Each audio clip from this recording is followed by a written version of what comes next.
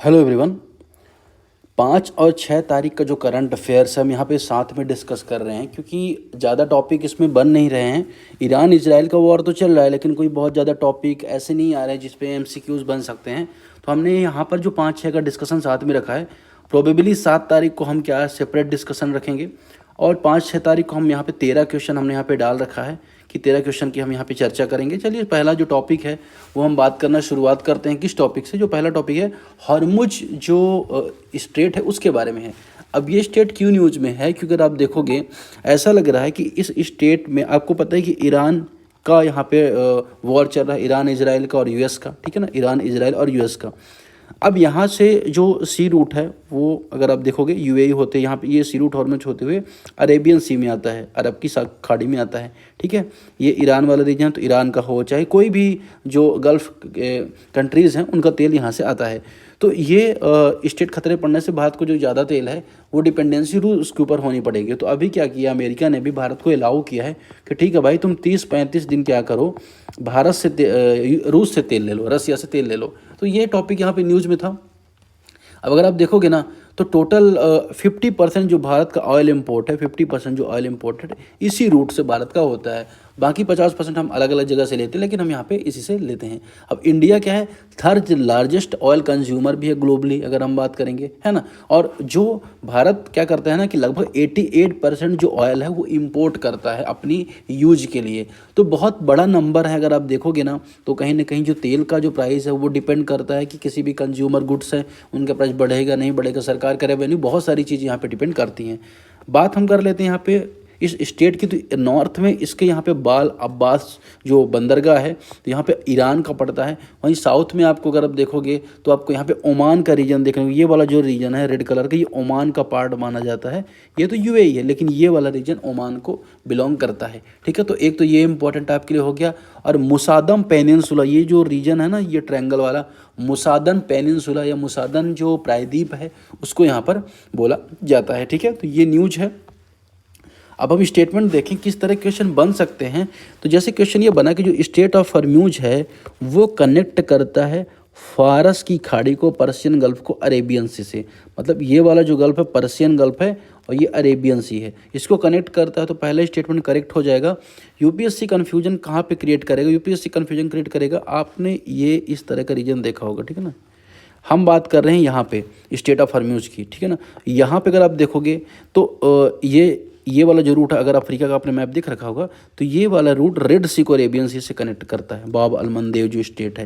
लेकिन ये जो स्टेट है, स्टेट ऑफ हॉर्मुज है, ये फारस की खाड़ी को अरब सागर से टच करता है, ठीक है। तो इन दोनों के बीच में आप रीजन यहाँ पे ध्यान रखना है ना। ये अरेब प्रायद्वीप जैसे सऊदी अरेबिया, ओमान, यमन वगैरह आते हैं। तो यहाँ पे थोड़ा सा डाउट क्रिएट करेगा। मैंने पूरा वीडियो एक किया है वाटर बॉडीज़ पर, अब आप यहाँ पे जो जाके प्लेलिस्ट में देख सकते हैं, ठीक है। तो चलिए, तो पहला जो ऑप्शन है करेक्ट हो जाएगा। दूसरा, it lies between Iran and Oman, Iran और ओमान के बीच में लाई करता है, ये भी स्टेटमेंट यहाँ पे करेक्ट है, आपको मैंने दिखाया ईरान और ओमान का। तीसरा, nearly half of the India's crude oil import pass through it, Bharat का लगभग कच्चे तेल का लगभग आधा हिस्सा इसी मार्ग से आयात होता है। तीसरा ऑप्शन है। चौथा, it carries less than 5% of global petroleum trade, ये ग्लोबल पेट्रोलियम ट्रेड का 5% नहीं 20% अगर आप देखोगे ग्लोबल पेट्रोलियम ट्रेड का इस रूट के थ्रू होता है, ठीक है। तो 1 2 3 स्टेटमेंट करेक्ट हो जाएगी, चौथा ऑप्शन यहाँ पे इनकरेक्ट हो जाएगा, ठीक है। आगे बढ़ते हैं, नेक्स्ट क्वेश्चन की तरफ बढ़ते हैं। अगला टॉपिक किसके बारे में है? अगला टॉपिक है India Japan CEPA join agreement के बारे में है। लोकेशन अगर आपने जापान के देख रखी होगी, नहीं देखी तो मैं आपको बता देता हूँ। अगर आपने इस तरह का कुछ एशिया का मैप बनता है, ये वाला region South Korea, North Korea, और यहाँ पे आपको 4 आइलैंड मिलेंगे, होकू, होकुडू, शिकोकू, क्योंकि ये जापान को बिलोंग करते हैं। तो भारत और जापान के बीच जो 7th जो मीटिंग हुई है वो किसकी हुई? कॉम्प्रिहेंसिव इकोनॉमिक पार्टनरशिप एग्रीमेंट की कंडक्ट हुई। कहाँ पे? टोक्यो में, सॉरी कोटियो में कर लिख रहा हूँ, टोक्यो में कंडक्ट हुई है, ठीक है। तो जापान की कैपिटल है टोक्यो, ये तो आपको पता ही होगा, ठीक है। अब यहाँ पर बात इसलिए हुई कि बायलैटरल जो द्विपक्षीय व्यापार है, निवेश है, सहयोग हम क्या करेंगे, बढ़ाएंगे किसके साथ? जापान के साथ। तो ये बात हो रही है, ठीक। अब अगर आप देखोगे क्वेश्चन क्या बढ़ सकते हैं कि हमने कब साइन किया था, तो हमने 2011 में जापान के साथ कॉम्प्रिहेंसिव इकोनॉमिक पार्टनरशिप एग्रीमेंट को साइन किया था। ठीक है, और पर्पज़ ये था कि जो भी टैरिफ भारत और जापान के ट्रेड के बीच होते हैं उनको 90% तक कम करना, जिससे भारत और जापान के बीच में गुड्स है, सर्विसेज है, इन्वेस्टमेंट है और इंटेलेक्चुअल प्रॉपर्टी राइट है, इन सब का जो व्यापार है वो और भी ज़्यादा बेहतर हो सके।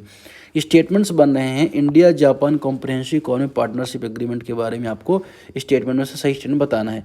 इसको 2011 में लॉन्च किया गया था। पहला स्टेटमेंट कह रहा है करेक्ट है। It only deal with trade in goods between India and Japan. क्या सिर्फ ये वस्तुओं के व्यापार से डील करता है? नहीं, ये सर्विसेज के व्यापार से, इन्वेस्टमेंट से, है ना। इसके अलावा इंटेलेक्चुअल प्रॉपर्टी राइट IPR से डील करता है। तो ऐसा नहीं कि सिर्फ गुड्स के व्यापार से।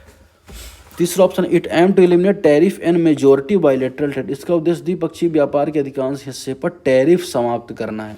तो ये बात यहाँ पे करेक्ट है। 90% तो टैरिफ यहाँ पे हटाने की बात थी और पहला तीसरा स्टेटमेंट इसी के साथ करेक्ट हो जाएगा।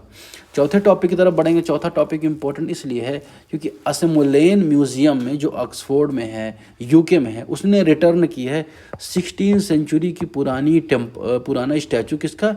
थिरुमंगई का। किसका? थिरुमंगई के स्टैचू किसने रिटर्न किया है? यहाँ पे अगर आप देखोगे तो ये रिटर्न किया है किसने? ब्रिटेन ने। ठीक है, और ये कौन थे? अलवर थे। अलवार नैनार के बारे में आपको बताऊंगा, क्या है दोनों के बारे में आपको बताऊंगा।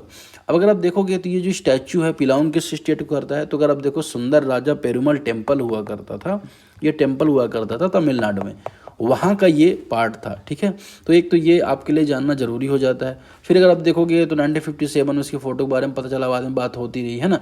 अब थिरुमंगई जो अलवार थे, ये थिरुमंगई अलवार, ये 12 जो अलवार संत हुआ। अलवार संत कौन हुआ करते थे? तो दक्षिण भारत में जो वैष्णव संत हुए, जो आपको पता है कि जो वैष्णव संत होते थे और शैव संत थे, तो जो वैष्णव संत हुआ करते थे उनको क्या कहा जाता था? अलवार कहा जाता था। ये भगवान विष्णु की, नारायण की भक्ति का प्रचार करते थे। तो इनमें 12 संत हुआ करते थे। अब इनमें नामवल्लार है, पेरियल वल्लार है, आंडाल है, कुलशेखर। आंडाल के बारे में UPSC ने पूछा भी है। तो ये कौन से संत थे? ये थे अलवार संत। और इनका एक प्रमुख ग्रंथ है जिसको क्या कहा जाता है? आप देखो, नालायर दिव्य प्रबंधम। तो ये किसका ग्रंथ हुआ करता? अलवार का इंपॉर्टेंट ग्रंथ हुआ करता था। अब इनकी जो भक्ति है ना, वो किस चीज़ पर जोर देती है? तो मोक्ष प्राप्ति पर जोर देती है। ठीक है ना, सभी जातियों के लिए भक्ति का मार्ग खुला है, इनकी भक्ति बताती है। वहीं अगर आप देखोगे नैनार है, नैनार, ये तो हमने अलवार के बारे में देखा, हम देखते हैं किसके बारे में? नैनार के बारे में। तो नैनार अगर आप देखोगे तो नैनार ये शैव भक्ति के जो उपासक हुआ करते, तो इसमें 63 संत पॉपुलर हुए। अब जिसमें अप्पर है, समंदर है, सुंदरर है, मणिकवाचर है ना। और इनका एक प्रमुख ग्रंथ तेवरम ग्रंथ नैनार से संबंधित है। वहीं प्रबंधम नामियार दिव्य प्रबंधम ग्रंथ अलवार से संबंधित है। तो ये दोनों में जो ये संत हुए जिनकी मूर्ति लौटाई गई है, ये कौन से संत थे? अलवार संत थे। तो बात की जा रही है यहाँ पर अलवार के बारे में। They were Tamil poets and devotee primary to Lord Vishnu. तो जो अलवार संत हुआ करते थे, लॉर्ड विष्णु को समर्पित हुआ करते थे। ये स्टेटमेंट करेक्ट है। दे ह्यून्स the compile of नलयार Divya Prabandham. इनका जो ग्रंथ है उसे नालायर दिव्य प्रबंधम के नाम से जाना जाता है। ये भी स्टेटमेंट करेक्ट है। तीसरा, वह दक्षिण भारत में भक्ति आंदोलन के प्रसार से जुड़े थे। They were associated with the spread of bhakti movement. तो इन तीनों में से तीनों ही स्टेटमेंट यहाँ पे करेक्ट हो जाएगा। भक्ति आंदोलन के दौरान की ये बात है। ठीक है, आगे बढ़ें। नेक्स्ट टॉपिक है यहाँ पे बॉडी मास इंडेक्स के बारे में। ये क्यों मैं आपको बोल रहा हूँ, आपने देखा होगा, क्या देखा होगा या सुना होगा कि अभी 4 मार्च को, कब? 4 मार्च को लिख लीजिए आप, 4 मार्च को वर्ल्ड ओबेसिटी डे को मनाया गया 4 मार्च को। ठीक है ना, तो इस वजह से ये न्यूज़ में आ गया। अब ये वाइडली यूज़ किया जाता है, क्लासीफाई किया जाता है। अब देखो, तो ये पता चला इस इंडेक्स में, क्या पता चला? इसने पता चला कि इंडिया सेकंड लार्जेस्ट, ये सेकंड कहते हैं ना कि सबसे ज़्यादा, दूसरी सबसे ज़्यादा संख्या भारत में जो बच्चे हैं उनको मोटापे की समस्या देखने को मिल रही है। और ये बोला गया कि लगभग 15 मिलियन के आसपास, 1,50,00,000 बच्चे 5 से 9 साल के बीच में, और लगभग 26 मिलियन बच्चे जो 10 से 19 वर्ष के बीच में हैं, ओवरवेट का शिकार हैं। ये यहाँ पे कहा जाता है। और ये किस आधार पर कहा जाता है? तो एक इंडेक्स बोला है, द बॉडी मास इंडेक्स, उसके आधार पर इसे कहा जाता है। ठीक है, अब अगर देखो बॉडी मास इंडेक्स में क्या किया जाता है, हाइट और वेट के आधार पर किसी व्यक्ति क्या है, क्या क्या सिचुएशन है, उसको कैटेगराइज किया जाता है कि वो अंडर वेट है या नॉर्मल वेट है, ओवर वेट है, ओबेसिटी है, चार में से किसका सिक्का। आप भी अपना ऑनलाइन चेक कर सकते हैं। आप नहीं, आप अपनी हाइट डालेंगे, इसके अलावा अपना वजन डालेंगे तो आपको पता चल जाएगा कि आप किस कैटेगरी में आते हैं। तो इस वजह से यहाँ पे ये न्यूज़ में था।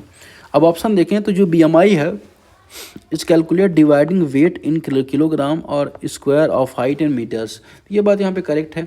जो ये बॉडी मास इंडेक्स है, वजन और मीटर ऊंचाई को मेजर करता है, फिर कैलकुलेट करता है। It use as a standard indicator to classify overweight and obesity. इसका उपयोग अधिक वजन, मोटापे को वर्गीकृत करने के लिए किया जाता है। करेक्ट है। ये directly measure body fat percentage, directly body fat percentage को मेजर करती है। ये स्टेटमेंट इनकरेक्ट है। 1 2 यहाँ पे करेक्ट ऑप्शन हो जाएगा। तो ये तो बात हो गई कि इसके बारे में हम यहाँ पे टॉप 3 क्वेश्चन को यहाँ पर देखा। अगले टॉपिक की तरफ बढ़ेंगे। अगला टॉपिक किसके बारे में यहाँ पे पूछा जा रहा है, जो न्यूज़ है वो किसके बारे में, कसावा को लेके, कसावा ब्राउन स्ट्रीक डिसीज के बारे में। अब अगर आप देखोगे तो हाल में अफ्रीका के 1/3 क्षेत्र में इस स्ट्रिक रोग का खतरा बढ़ रहा है। अब ये कैसा रोग है, तो एक गंभीर पौधे का रोग है जो कसावा की जो जड़ होती है, जिसको खाया जाता है, उसमें लगातार ही प्रभावित करता है। अब इससे 2 वायरस देखने को मिले, कसावा ब्राउन स्ट्रिक वायरस और Ugandan cassava brown streak virus. ठीक है ना, CBSV। इतना डिटेल नहीं पूछेगा, लेकिन फिर भी हम यहाँ पे लिख लेते हैं। अब इसको पहली बार 20वीं सेंचुरी में खोजा गया तो अफ्रीका में ये आपको देखने को मिला, तंजानिया युगांडा वाले रीजन में, है ना। और ये किसके द्वारा फैलता है, तो सफ़ेद मक्खी द्वारा। ठीक है ना, ऑलरेडी दूसरा ऑप्शन यहाँ पे आपको देखने को मिलेगा। ठीक है, तो एक्चुअली थोड़ा सा तबीयत मेरी ठीक नहीं चली, इस वजह से क्या है, कई दिनों से क्लास भी गड़बड़ हुई है। अब धीरे धीरे ठीक हो रही है, तो फिर से हम उस चीज़ को कंटिन्यू करेंगे, तो सॉरी उसके लिए। तो अभी हाँ, तो स्टेटमेंट चलिए देख लेते हैं। Cassava brown streak disease is cause by viral infection. Cassava brown streak रोग एक वायरल संक्रमण के कारण होता है। ये स्टेटमेंट यहाँ पे करेक्ट है। It primarily transmit white flies के द्वारा ये फैलता है। It mainly affect cassava leaf but does not damage the root. यह कसावा की पत्तियों को प्रभावित करता है लेकिन जड़ों को नुकसान नहीं पहुंचाता है। ये स्टेटमेंट यहाँ पे कहना चाह रहा है। ठीक है, तो इन तीनों में से कौन सा स्टेटमेंट यहाँ पे करेक्ट होगा, आप देखोगे तो 1 2 करेक्ट है। तीसरा ऑप्शन यहाँ पे इनकरेक्ट हो जाएगा अगर आप देखोगे, क्योंकि it severely damage cassava roots, है ना।